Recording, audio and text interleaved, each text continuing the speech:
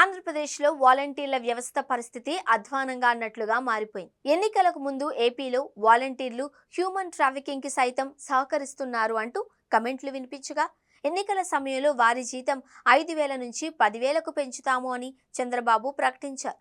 అయితే కూటమి ప్రభుత్వం అధికారంలోకి వచ్చిన తరువాత జీతం పెంచాలి అని, వారికి మంచి చేయాలి అని చూసినా వారికి సంబంధించి ఏ ఒక్క జీవో కూడా ప్రభుత్వ రికార్డుల్లో లేదు అని పవన్ కళ్యాణ్ తెలిపారు. అనంతరం వీరికి సంబంధించిన జీవోల వివరాలను వైసీపీ ఎక్స్ వేదికగా విపులంగా వివరించింది. ఈ నేపథ్యంలో వాలంటీర్ల కెరీర్ పూర్తి గందరగోళంలో పడింది అంటున్నారు. ఈ క్రమంలో వాలంటీర్లు ఇటీవల ధర్నాలు చేపట్టారు. తమను విధుల్లోకి తీసుకోవాలి అని, ఎన్నికల సమయంలో ఇచ్చిన 10,000 రూపాయల హామీని నెరవేర్చాలి అనే డిమాండ్లు వినిపించాయి.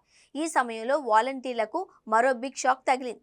తాజాగా వాలంటీర్లు ప్రతిరోజు గ్రామ వార్డు సచివాలయాలలో వారికి కేటాయించిన యాప్లో హాజరు చేసుకుంటారు. దీంతో ఏపీలో వాలంటీర్ల వ్యవస్థను వాయిదాల పద్ధతిలో క్లియర్ చేస్తున్నట్లుంది అనే కమెంట్లు వినిపిస్తున్నాయి.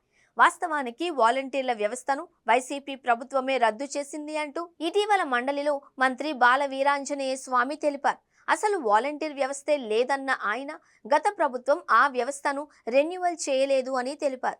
2023 సెప్టెంబర్లోనే వాలంటీర్ల వ్యవస్థకు గడువు కాలం ముగిసింది అన్నారు. అందుకే ఏపీలో వాలంటీర్లకు జీతాలు ఇవ్వడం లేదు అన్నారు.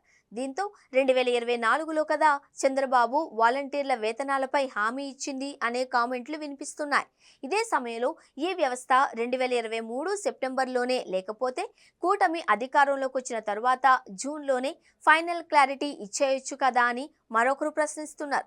అనవసరంగా వారికి లేనిపోని ఆశలు కల్పించడం, స్కిల్ డెవలప్మెంట్ చేస్తాము అని అనడం, స్వయంగా డిప్యూటీ సీఎం పవనే 2-3 సార్లు వాలంటీర్లకు మెరుగైన కెరీర్ ఇస్తాము అని చెప్పడం వంటివి ఎందుకు అని ప్రశ్నిస్తున్నారు అంటున్నారు. దీంతో తమ జీతం 10,000 అవుతుందని కలలు కంటూ ఉండకుండా వాలంటీర్లు మరో ఉద్యోగాలు చూసుకోవడమే మిగిలి ఉందని సూచిస్తున్నారు పరిశీలకులు.